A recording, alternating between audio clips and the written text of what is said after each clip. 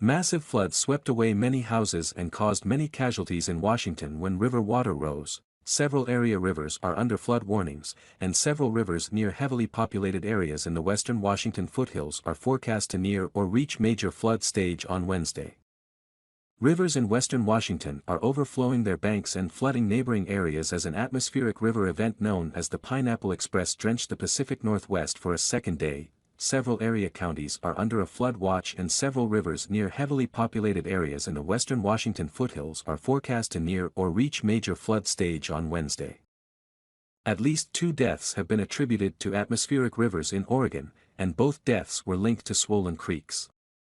Up to 4 to 8 inches of rain has now fallen in the mountains and even more rain before the event begins to wind down. Amtrak has suspended service between Seattle and Portland, Oregon due to severe weather and mudslides. Service is expected to be suspended until at least Thursday morning.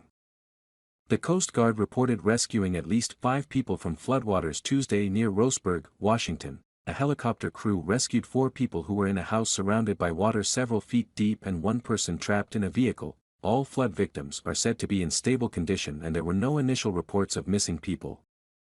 Videos along the Stillaguamish River in Granite Falls, Washington, showed water pouring over roads and vehicles trying to navigate the floodplain as the river neared a record peak. They also showed water entering homes due to rapidly rising rivers in the foothills of the Cascades. According to the King County Department of Natural Resources and Parks blog, the county's flood warning center was open to monitor conditions and warned that road closures were possible after the Snoqualmie River rose to flood stage.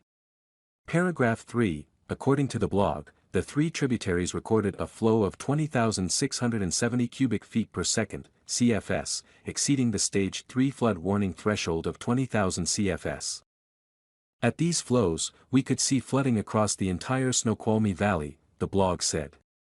Roads that could be overturned include Falls City, Carnation Road, portions of West Snoqualmie River Road, Northeast Tolt Hill Road, Novelty Flats Road and others.